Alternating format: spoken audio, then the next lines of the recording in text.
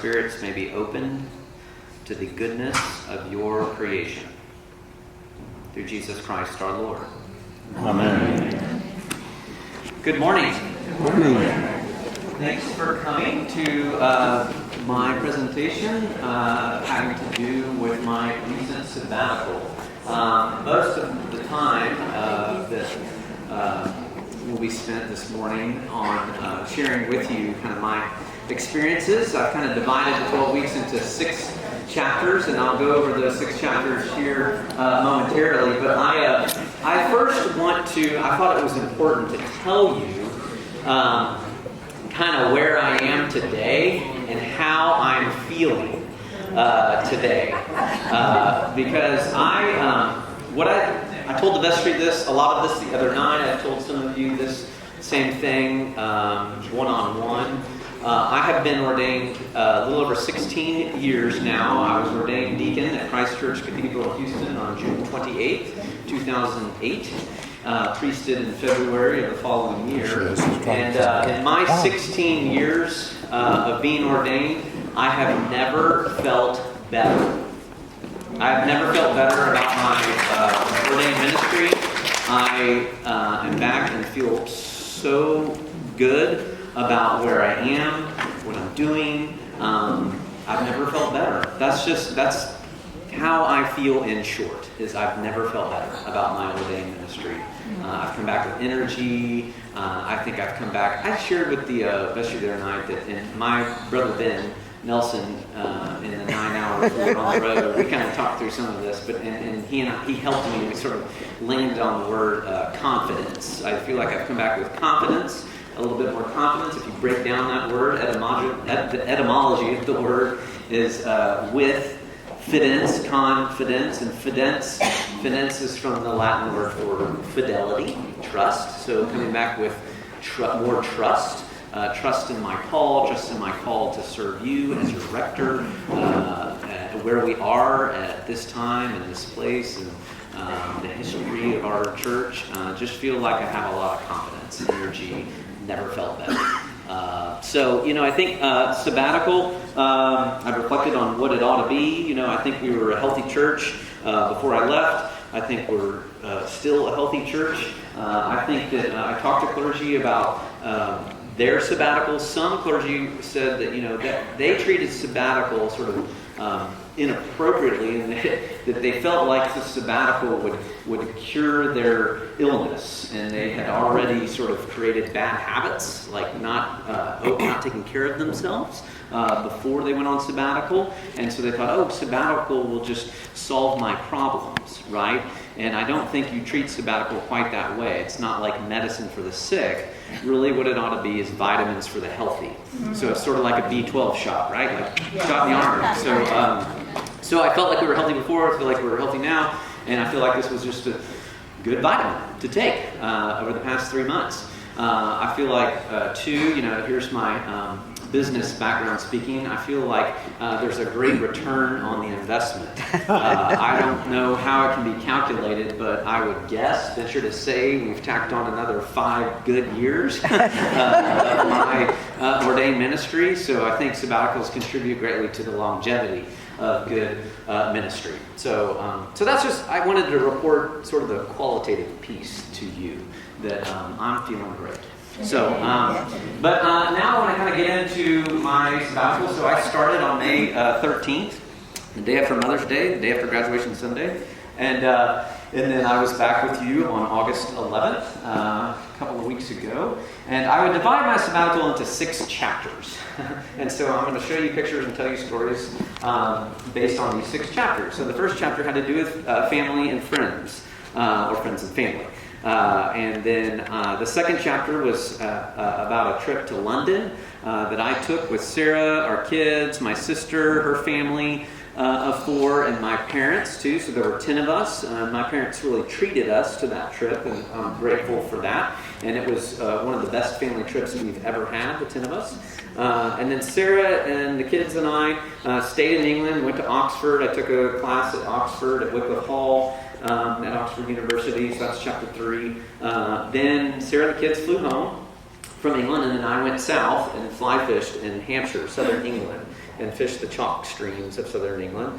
And then I flew from London. I went back into the city, and then I flew from London to Assisi. And I'll share more about how that trip really came about. That was really the last piece in planning my sabbatical, and I'll talk about that. And then the 6th chapter, I was back here 5th, 6th of July, back in the United States. And then that's when I spent some time with friends and family, especially Sarah. So here we go. So these are pictures from my time. In May, I went to Colorado on Monday morning, the day after Mother's Day. I flew to Colorado and I went fly fishing with a couple of my friends. Some of you know Mike Addis. He's been on our Holy Land pilgrimage. Mike's a retired cardiologist and priest, and he lives in Waco, and he is a good friend of mine and a friend of many really now in this parish. And this is Chuck Treadwell. He's the rector of St. David's in Austin, Texas, and the three of us are good friends. We went fishing up in Colorado for a few days. And then I got back. I then got together with a group of friends here, actually, in Mountain Home on Johnson Creek. This group of friends are friends from high school. I've known some of these people since preschool, elementary school. There's Harper, I met Harper in 3rd grade. Friends from college. And they all came in from Austin, Houston, Fort Collins, Colorado. So that was a good reunion with a group of my high school, college buddies. Then, let's see, where did we go next?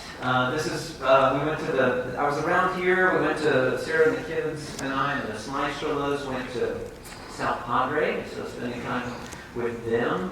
I was here for Oliver's graduation from Starkey Elementary. I'm wearing my Scorpion shirt, Starkey Scorpions. And I did a little bit of work in May, and then I was here for, I went to the Seminary of the Southwest graduation or commencement. I'm a trustee on the board, and so I wanted to do that. And the dean of the seminary retired, Cynthia Kittredge. I have a great amount of respect for her and wanted to be there for her last commencement. Also, the commencement speaker was a former professor of mine from Duke, Dr. Willie Jennings, and I chaired the honorary degrees committee. We awarded him an honorary degree.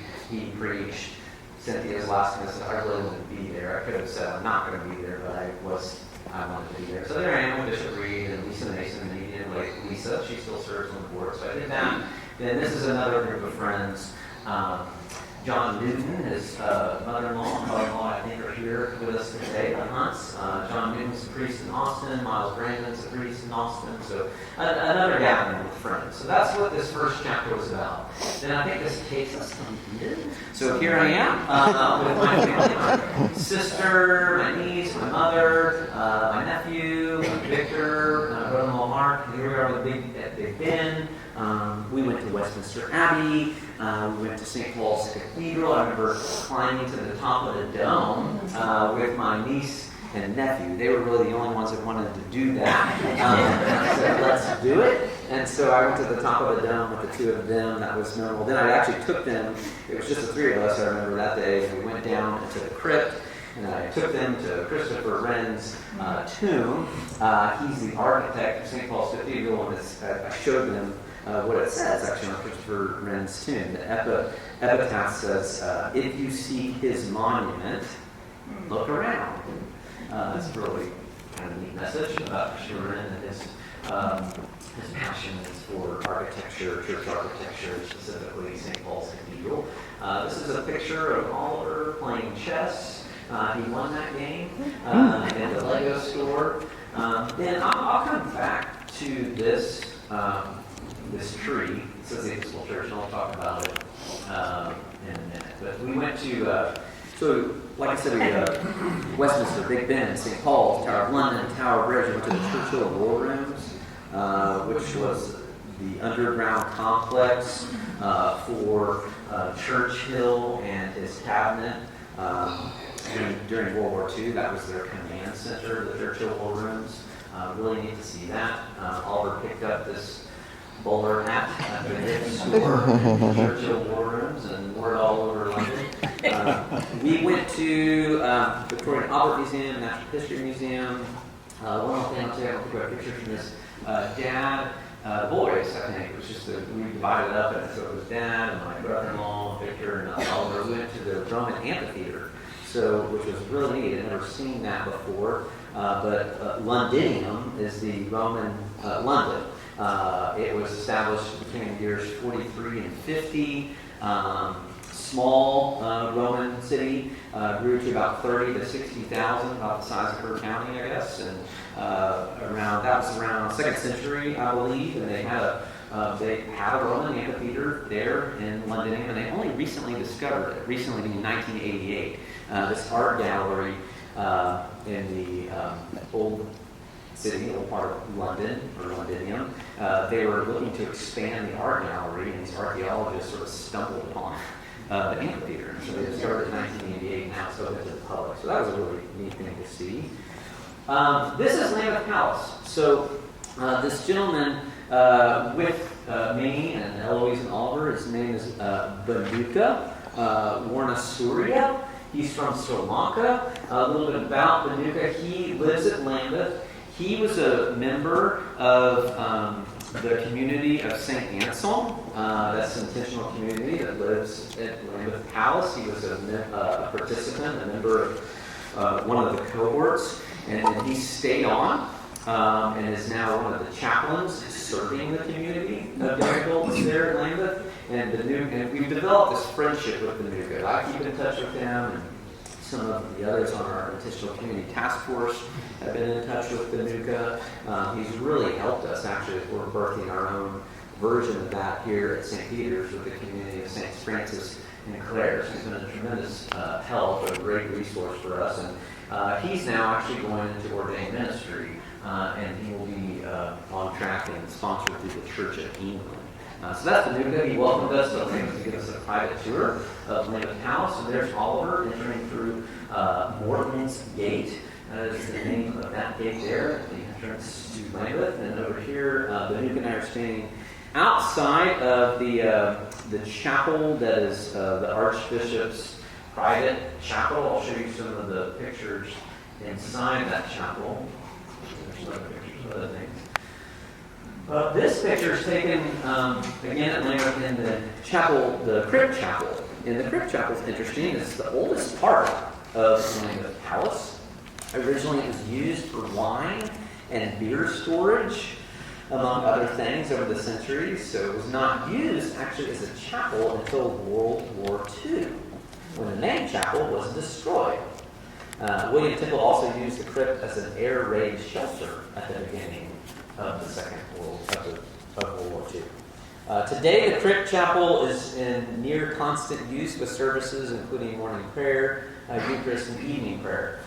The community of St. Anselm, this community of young adults, they pray the daily office in the crypt chapel, and they invited us to join them for morning prayer one morning. So my family and I, we had morning prayer with Banuka and the other members of St. Anselm. Here we are, kind of gathered after the service. And there we are.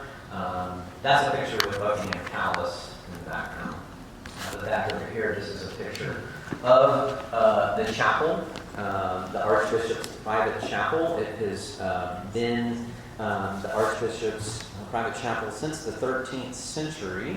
And unlike the crypt chapel, it has changed over time. It was badly damaged during World War II. The roof and all the windows were destroyed by the bomb. And the present-day ceiling artwork is titled From Darkness to Light. And if you don't like it, neither does the Archbishop of Canterbury.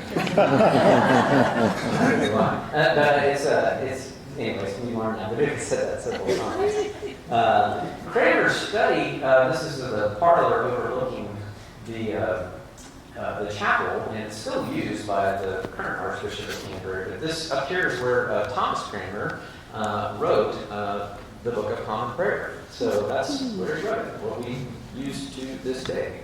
So just a little fact there. That olive tree that I pointed out, before Lambeth Conference in 2023, the Archbishop of Canterbury planted an olive tree for every church in the communion in the garden at Lambeth. And so when we were walking through the garden, you could see, the Church of New Zealand or the Anglican Church in Canada. And then there was a tree for the Episcopal Church, which is our church in the Anglican Communion. So that's just a little back about that. Let's see where we go next.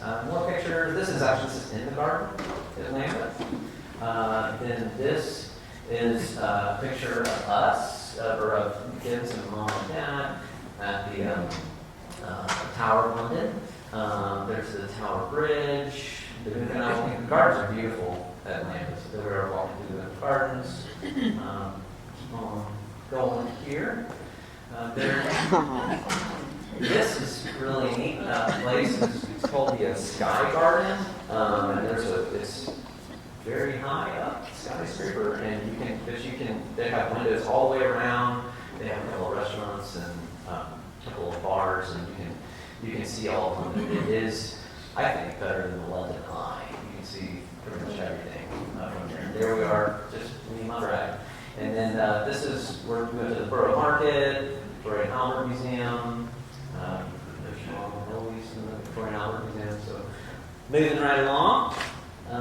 Let's see. Then for the end of our time, chapter 1, or 2, we went to Canterbury Cathedral. So mom and dad, Sarah, and the kids and I went to Canterbury Cathedral.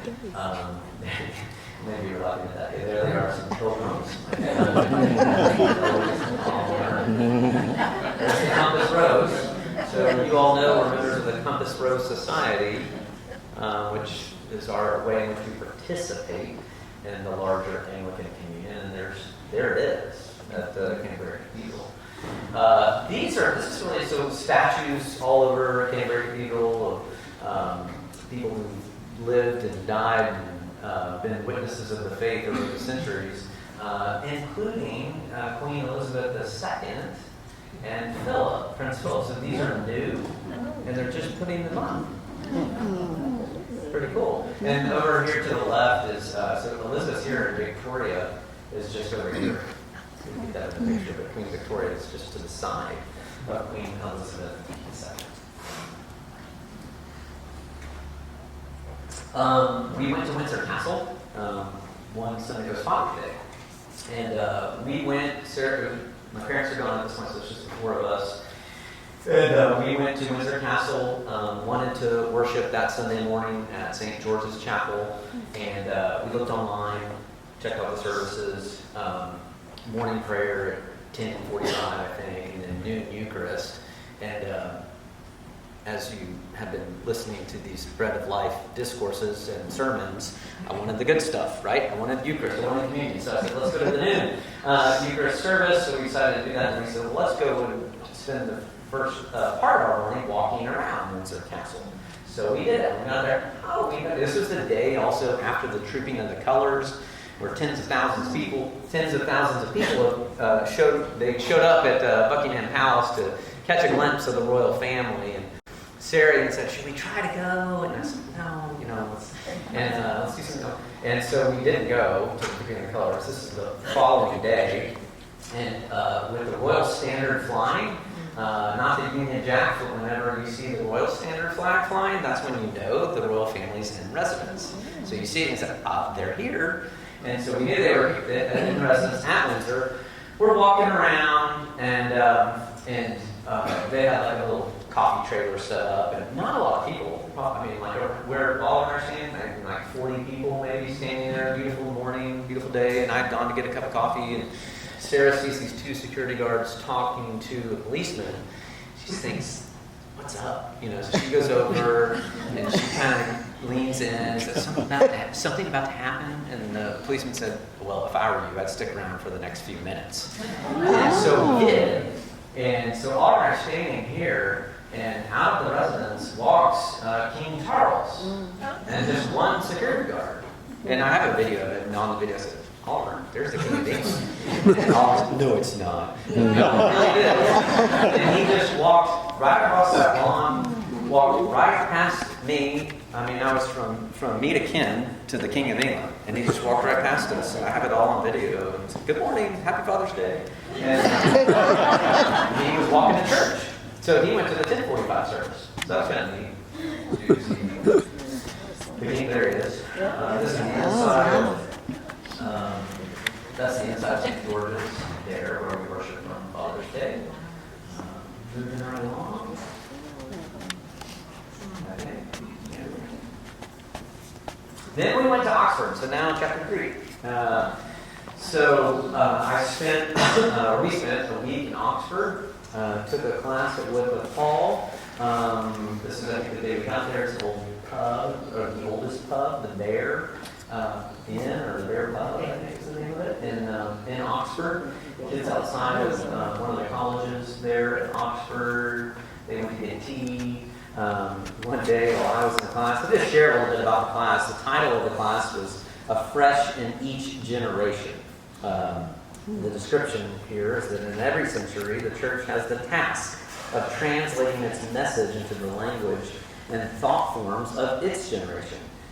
How do we so articulate Christian faith as to give it traction in the 21st century and make clear to our contemporaries its sane and humanizing character?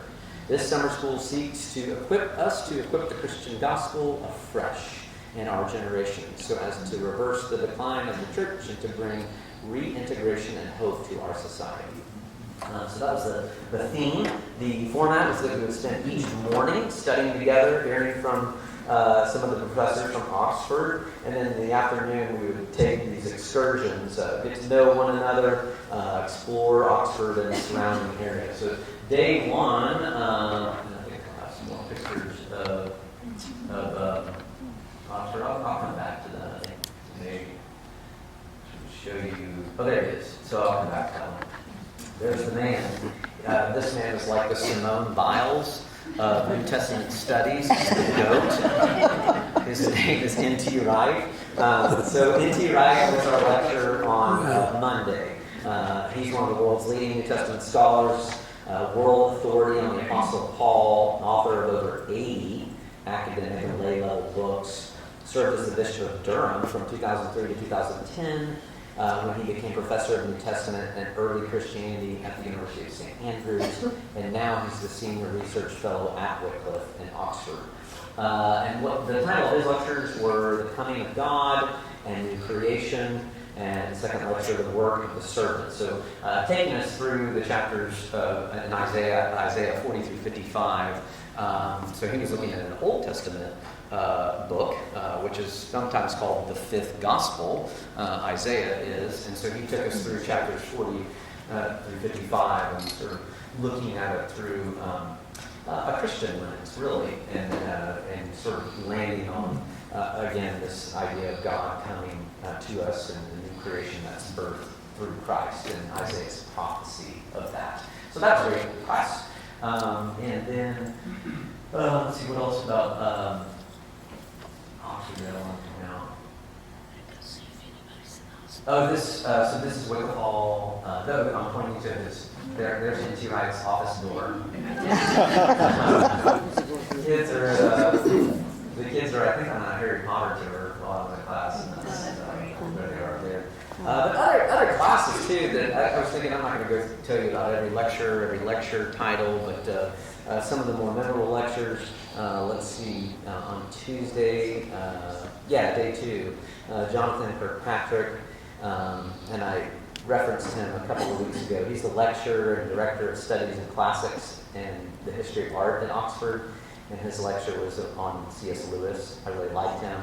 I'm going to try again here because we're studying C.S. Lewis this year with the kids and some of the adults. I think it'd be really neat to see if you could come, or maybe he's in the United States and we can pull on the Herbill. He'd be great, I think. The other memorable lecture was Jonathan Brandt. He's Dean for Research and Culture at Wycliffe Hall.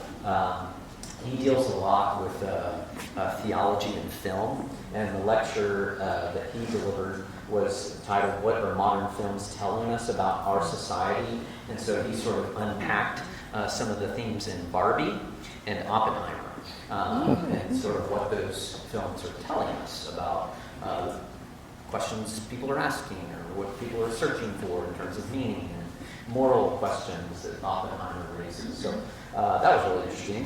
And then one day, too, was I'll be honest, I wasn't necessarily looking forward to this particular lecture because I'm not necessarily a huge Jane Austen fan. But I mean, I've read Jane Austen, but this woman, the Reverend Paula Hollingsworth, she's clergy on staff at St. Paul's Cathedral in London. She's published a book titled The Spirituality of Jane Austen.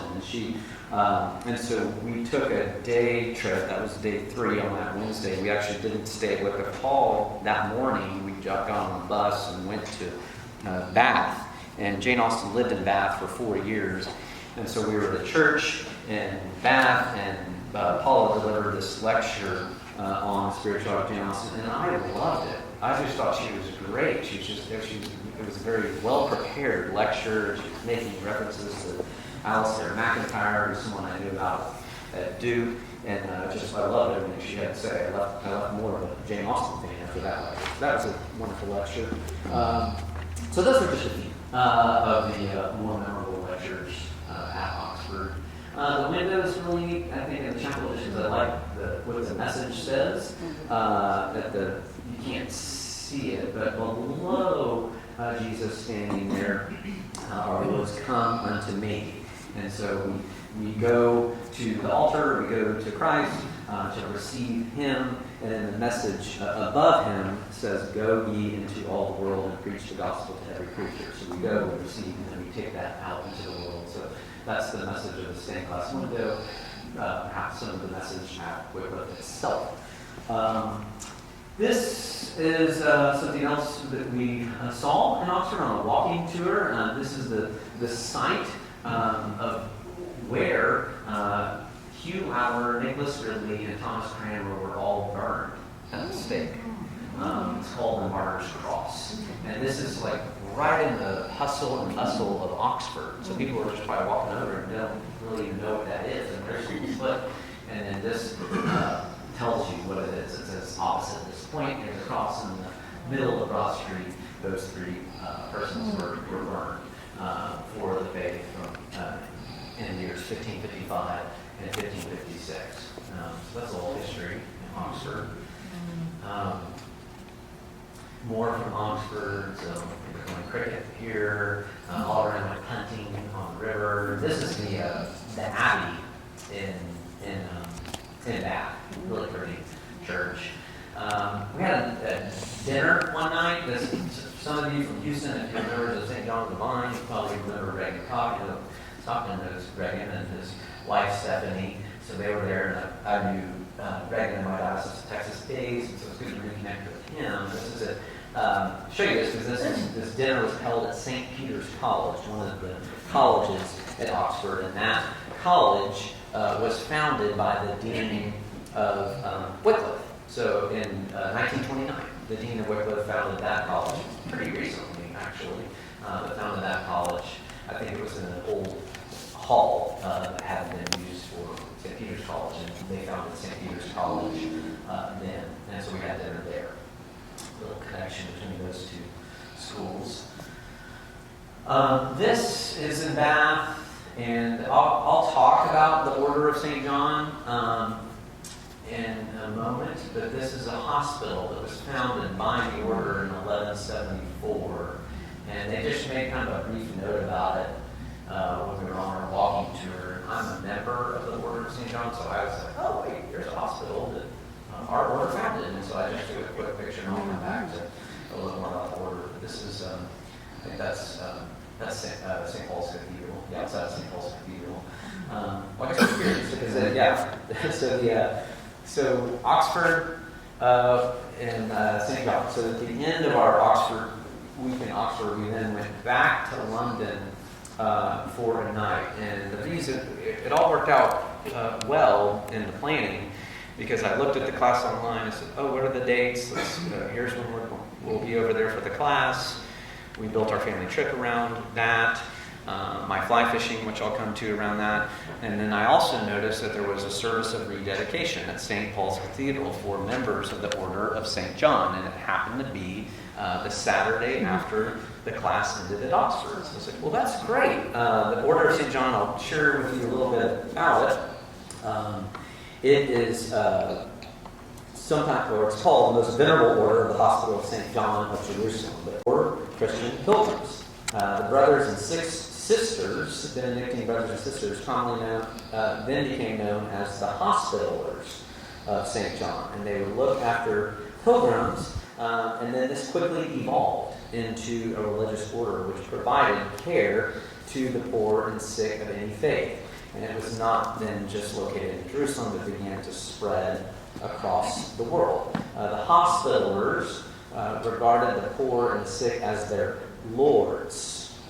To the early hospitallers, a sick man or woman represented the person of Christ, read Matthew 25, and so was to be treated with the same degree of skill and care as they would have treated Christ himself. Later, the second feature is that later the Hospitallers took on a military role in the defense of the Kingdom of Jerusalem and the pilgrims visiting the Holy Land. The strength of this order sort of waned at times because of religious turmoil in Europe. And this, in 1540, it led actually to the suppression of the Hospitallers in England by Henry VIII and the confiscation of their properties. But it came back to life in the 1830s, and in 1888, it was constituted as an order of chivalry by royal charter from Queen Victoria and dedicated to St. John the Baptist. His Majesty the King, as the sovereign head of the order, appoints members to the order and honors individuals who have made outstanding contributions to the work of St. John. I was appointed to the order by Her Majesty, which I'm kind of happy about that, as opposed to His Majesty. I like when and so I was appointed by the Queen in May of 2021. The order is found throughout the Commonwealth of Nations, Hong Kong, the Republic of Ireland, and USA. The purpose, the mission, the worldwide mission of this order that dates back to 1080 is to prevent and relieve sickness and injury and to act to enhance the health and well-being of people anywhere in the world. It's probably best known for the health organizations it founded and continues to run, including the St. John Ambulance organization. That's found mostly in the Commonwealth countries. And the St. John Ambulance organization teaches, provides first aid and emergency medical services. It's primarily staffed by volunteers. And then the second organization we're known for is the St. John's Eye Hospital in Jerusalem. It's a world-famous eye hospital there. The motto is for the faith, for the service of humanity. So pro fide, pro utilitate hominum is the motto. So every year on the Saturday closest to the feast day of St. John the Baptist, there's a rededication service at St. Paul's Cathedral. And so that was the Saturday we were there. We could be there. And so they had these are members of St. John Ambulance who were playing music as you walk into St. Paul's Cathedral. Oh, there you go. Lord God is ready.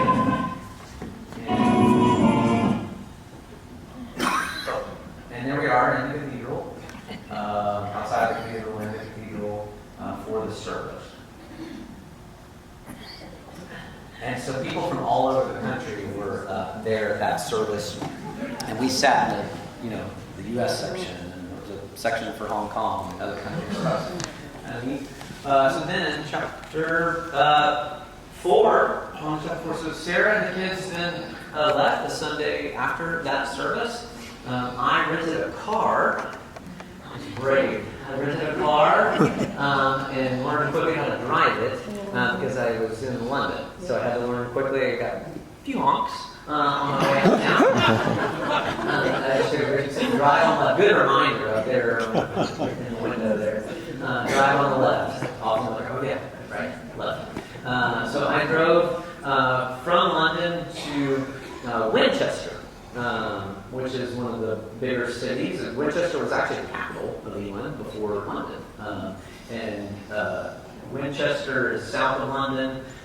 Winchester Cathedral is just wonderful. I went there on that Sunday, and I just kind of hung out here for several hours. There's some cafes and bars around the cathedral, so I went down there and just I stayed down there for several hours, and then I went to the evening prayer service or evensong at 3 o'clock that afternoon up to the service there. But you'll see like kids, there's a little boy kicking a soccer ball. It's just really lovely out there. And so I went to started there. And before evening prayer service, I kind of went on my own little pilgrimage into the cathedral, knowing what I find there. I went to what's sometimes called the Fisherman's Chapel, but it's the chapel dedicated to St. John and the Apostles, called the Fisherman's Chapel or the Apostles' Chapel, and this is where Isaac Walton is buried. I'll tell you a little about him, but there's a fishing theme here in the chapel. You see some of the disciples are holding a stringer of trout here. Fish here in the altar, right? And so Isaac Walton, born in 1593, died in 1683, an English writer, also an angler. He wrote famously what we know as the Complete Angler. I think at one point in history it was the most widely published book, second to the Bible, in the English-speaking world. And so he's this sort of like contemplative type, fly fisherman, writer. He was quoted to say, "Rivers and the inhabitants of the watery elements are made for wise men to contemplate and for fools to pass by without consideration." So he's buried in this chapel. There's his tomb. Also, Jane Austen is buried in Winchester Cathedral, so I took a picture of her tomb. And so Isaac Walton is in that big stained glass window. And there he is with his creel and his rod and his net, and he's reading by the river, and it says, "Study to be quiet." So there's where I went first. Then the next day I started fishing. So I had been in conversation with a company in England called Aardvark MacLeod. Isn't that a fantastic name? And Justin Hancock was my contact. He would be my guide for a day or two. You'll see a picture of him. He's become a friend of mine. And say Justin's from Australia, and he went over to England on a cricket tour. He was a professional cricket player and stayed in England. And Australians have big personalities. Australians and Texans, I think, get along very well. And he was just a wonderful host for that week, really. And had been very thoughtful in planning my week down there in Hampshire. And so he became a fly fishing guide after several years of working in finance, actually, and then he got on the river. But you'll see pictures of him. But I got to Stockbridge, which is this little town, probably 25 minutes from Winchester. This is the Orvis store in Stockbridge, and Stockbridge sits along the River Test, which is famous. And at this point, I'm now in the River Test Valley. So this is the Orvis store in Stockbridge. It's the first Orvis store in England, opened in England here. I stayed at a little inn called the Pete Spade. I stayed in the Mayfly room. Walked down the street, found St. Mary's Anglican Church here. Just a lovely little place there in southern England. Then I started fishing on that Monday. Yeah, and I fished the River Itchen. Just a little bit about this area. I learned more about it. It's legendary for fly fishing because of the chalk streams. And if you don't know what those are, chalk streams are different from freestone rivers that we know about, like out in Colorado or Wyoming. They are rivers that rise from springs and landscapes with chalk bedrock. Think of the White Cliffs of Dover. right? That's that chalky bedrock. And since chalk is permeable, water percolates easily through the ground to the water table, and chalk streams therefore receive little surface runoff. As a result, the water in the streams contains little organic matter and sediment and is generally very clear. And it becomes this just ideal habitat for plant life, insects, and what do fish eat? Insects, bugs, right? Things hatching. So it's a great habitat for a certain species of fish. These chalk streams are. They're always at a constant flow. As I said, they don't deal with the runoff. They're clear. They flow at a slower rate than these freestone rivers, and they're just pristine. And they have these wild native trout living in those waters. So this is not a huge fish, but it's a wild brown trout. And those are native. They were not introduced. Like a lot of the trout in America were introduced, like brown trout were introduced into the Snake River in Wyoming. Cutthroat are native, but a lot of the trout here in the States have been introduced that we catch. They're all native fish in this stretch of the Itchen River. Nothing has been introduced. This is a grayling that's also a native fish in the Itchen River. And so these fish, though, I'd say are really fun to catch because they're super aggressive on the take. They're very picky.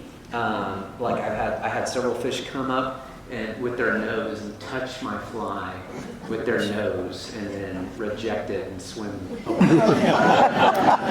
So they're really picky. But when they see what they like, bam! I mean, they smack it. And my guy, Justin, he says, I think the reason that native trout or wild trout are so aggressive is because they're not farm raised. They're not, and so like a farm raised trout, or, they're fed. They like it's dinner, hear the bell or whatever. Like they're fed, they can expect to be fed. But wild trout have to like survive. And so if they see something and they know it's something to eat, they're going to be more aggressive on the take. So that's I thought that makes sense. This is Salisbury Cathedral. Just kind of share a little bit about my experience. I'd be in the river. I was fishing one day with this guy named Trevor, and catching fish, having fun. And I said, now Salisbury. How far is Salisbury from here? I know it's nearby, and I want to go to the cathedral there. It's got the highest spire in England. And he said, oh, 15 minutes. Just over those hills. So that was kind of like so I got out of the river at 6 o'clock, drove 15 minutes, and went to evening prayer in my fishing gear. That's all there is. Beautiful cathedral. That's the baptismal font. Got a picture with the reflection of the stained glass window in the font. There it is, the highest spire in England. So this is my experience. How about that? Wow. Yeah. If they do, they're in the water. So I fished several rivers. Fished the Itchen River, the Nana River, and the Wiley River. And this is a video. I'm not trying to find. There's a fish. And I have to be honest with you, I didn't catch this fish. The fish one, there he is. So there's a fish, and this is in the Itchen River.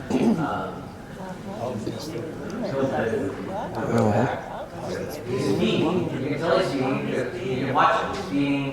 I was fishing with my guy Rolo that day, and he was just as. That's a bigger fish, actually. That's not a small fish, but I was not spooking him. I kept casting, and my guy went through every fly in the fly box. And this is one of the fish that would just reject my fly.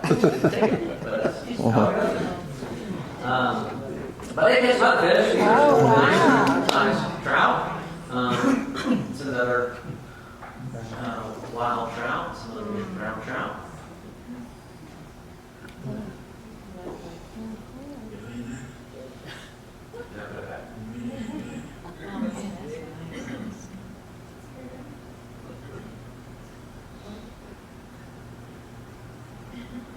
There she goes.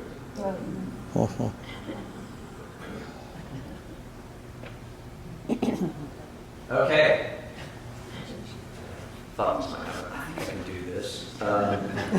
So, Assisi. I want to tell you how this came about. So, as you know, many of you know, we went on a pilgrimage to Assisi, to Italy, in April, and we spent a day, but not even a full day, in Assisi. And so, when I was in the CC, we were walking around, I just thought, even then, I was enjoying it, certainly. But I thought, I'm not getting enough. I need to come back because of what we're doing and birthing this community named after Saints Francis and Clare. And so I got back, we got back from the trip, and Sarah and I both got the flu, and it was like the day after I was getting over the flu. And I sat Sarah down, and I said, Sarah, this may sound crazy, but I think I need to go back to Assisi. And Sarah, y'all know her, she's wonderful, she said, say no more. Like, I get it. She knew, she said, yes, you have the gift of time. If you can, if you have the funds to do it. And I want to thank a number of people who are here today helped make that happen, contributing to my sabbatical fund so that I could go back. And it was very doable. So I called British Airways, changed my flight. That cost $34 to fly home from London a week later. And then I found a budget airline from London to Assisi or Perugia, which is about 15 minutes from Assisi. I contacted a lot of doors open to make this happen. So then we realized that there's an Anglican church in Assisi when we were there just that day in April. And so I looked it up online, emailed them, said, hey, I'm coming over now. Can you make any recommendations on places to stay? And they gave me a full list, and they were so gracious, welcoming online. They said, oh, this is great. We'll welcome you on the Sunday you're here. They said, actually, our chaplain for the month of June is from Texas. So Peter Casperman is a priest in this diocese, spent most of his ministry in another diocese, but he lives in San Marcos, and he was serving at St. Leonard's Anglican Church for the month of June. And so they put me in touch with Peter. They told me where to stay. I stayed at a monastery for 35 euros a night. And then Peter started emailing. He said, well, why don't you come celebrate with me on Sunday you're there? So I got to celebrate the Mass, the Eucharist, at St. Leonard's.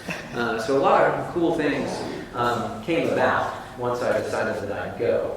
And I'll show you a little bit about St. Leonard's. And then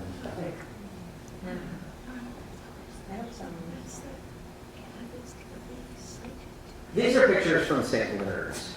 And this church has an interesting history. And that is that this church, St. Leonard's, it's in a CC, and the sign's set up for Holy Eucharist on a Sunday. I can't remember the exact year, but some Anglicans wanted to meet in the city of Assisi, Italy. And the bishop, the Roman Catholic bishop of Assisi said, okay, you know what, this church over here, St. Leonard's, it's not being used. Why don't you Anglicans use it? Yeah, so he gifted it to the church to use. So the Anglican church has been there for I don't know how long, but I didn't know what to expect. When Peter said, yeah, come worship with us, and you can participate in service, I didn't know what to expect, if it would just be like storefront or what, but it's beautiful. These frescoes, they date back. The church building itself dates back to 1330, and these frescoes were painted by Giovanni di Correduccio between the years 1428 and 1436. The main figures in this fresco behind the altar show Mary Magdalene at the foot of the cross. There she is. And also you see Mary, the mother of Jesus, near Christ, to the left of the cross. And they're being supported by two women. One of them is probably Mary, mother of James. And then to the right, you've got St. John the Evangelist. To the far right is St. Francis. And he's showing the stigmata which he received later in life. And to the far left is St. Leonard, who's the patron saint of prisoners. And he is wearing shackles to show his link to prisoners. And so that's just a beautiful thing. And this, we have some angels filling out the chalice of Christ's blood. It's a beautiful fresco. It's a 15th century fresco. And then what they're using now is the parish hall. More frescoes. I discovered one fresco on the wall. I was talking to some British woman a coffee hour. I said, "It's just gorgeous. I mean, this is where you have coffee, yes." And she said, "This fresco here, you see, it's Saint Francis meeting with the Sultan in Egypt during the Crusades." This was in 1219, I believe. Saint Francis went to Egypt, and he went in a spirit of peace. He's a peacemaker, and he went over there and he just wanted to talk to the Sultan there, and he did. And he had this encounter with the Sultan in 1219, and there's one fresco depicting that encounter between Francis and the Sultan. One fresco in the city of Assisi, and it's in this building. So that's kind of neat. I may even have, I think Warren would get it in here. That's it. And that's the only one. Some other things that I did. I just maybe feel like I need to give a little bit of background on Francis, very brief, and then it'll make sense of some of these last few photos I showed. You might remember a bit about Francis. He was born in 1182 in Assisi. He was born into a wealthy family. His father had wealth and was a wealthy fabric producer. And then his mother was also wealthy. She was French. And so Francis, his real name is not Francis. It's John. He was baptized Giovanni. And he got the name either from his father, I think maybe called him Frenchie, or his friends called him Frenchie, because his mother was French. He's half French. And that's where he got the name Francis. And he grew up as a young man trying to sort of like find his purpose in life. He was a fun guy. He would carry it out in harmless revelry, sort of like the drinks are on me kind of guy. As a young man, also carried out fruitless attempts to gain military glory. He was pursuing knighthood. And he fought for the army from Assisi. At the time, there were a lot of battles between Perugia and Assisi. And actually, in 1202, he was taken captive, and he was a prisoner of war for 1 year in Perugia. And while he was in prison, he got very sick while he was in prison, and came out of that experience. Trying to go back into military fame, back to war, and one day he was on his way to another war. When this is one of his sort of conversion moments. He was on his way, he was on his way when he was sleeping one night. Had a dream where the Lord came to him and said to him, "Who is it better to see, the Lord or the servant?" And Francis answered, "The Lord, of course." And God responded, "Then why are you obeying the servant and not the Lord?" And so then that put him kind of on the track of towards sainthood and sort of a true vocation to serve the Lord. In 1205, he returned to Assisi, kind of seeking deeper understanding of his call in life. And one day he was in the church of San Damiano, which is outside the walls of Assisi, and he was praying at Vespers in this old dilapidated church, and he was sort of wondering, asking God, what am I supposed to do? And he heard the voice of the Lord say, "Francis, rebuild my church." That's probably what a lot of us do, right? And then he set out to do it. He tried to rebuild the church. What do you need to rebuild a church? Money. Money. His dad was wealthy. So he stole a horse, stole his dad's fabrics, sold him, had a bunch of money. That made his dad mad. His dad dragged him into the Piazza del Comune, which all of us were there with that big fountain. Dragged him before the bishop, had him tried as a thief before the bishop. And this is another famous story about Francis. Francis said, "You know what? Take it." Gave him the money, and then he's kind of a crazy guy. Stripped his clothes off and said, "You can have these too." And walked out of the city with no clothes on, no nothing.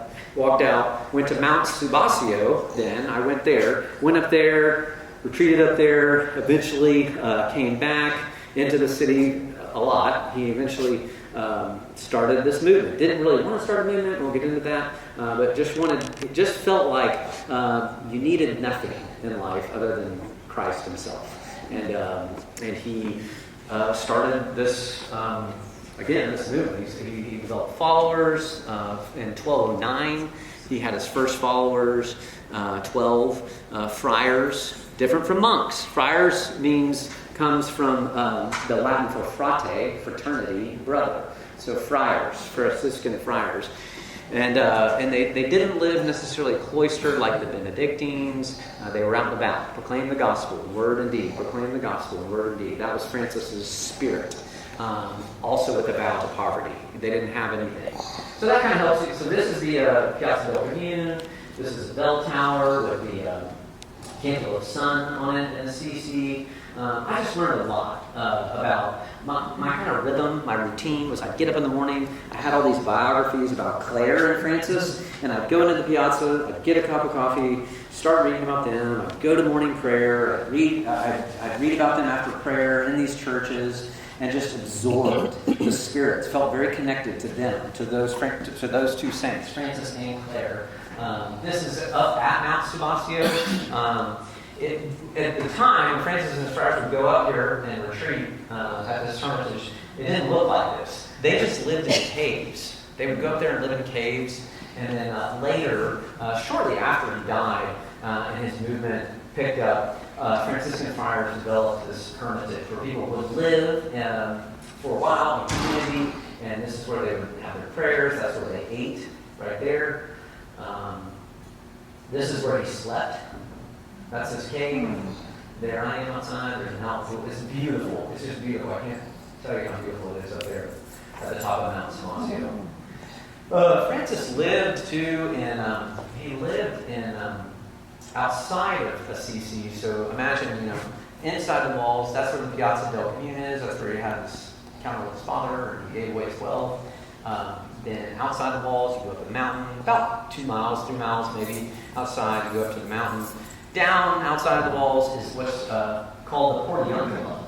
And this is really where he and a lot of his brothers lived. This is a little church. And Portiuncula means small portion of land.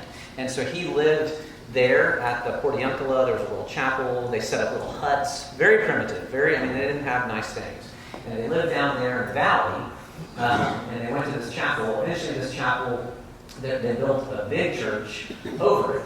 This is St. Mary of All Angels. I learned that Los Angeles got its name from this church because San Francisco, founded by the Franciscans, Los Angeles, founded by the Franciscans, and it's named after this church.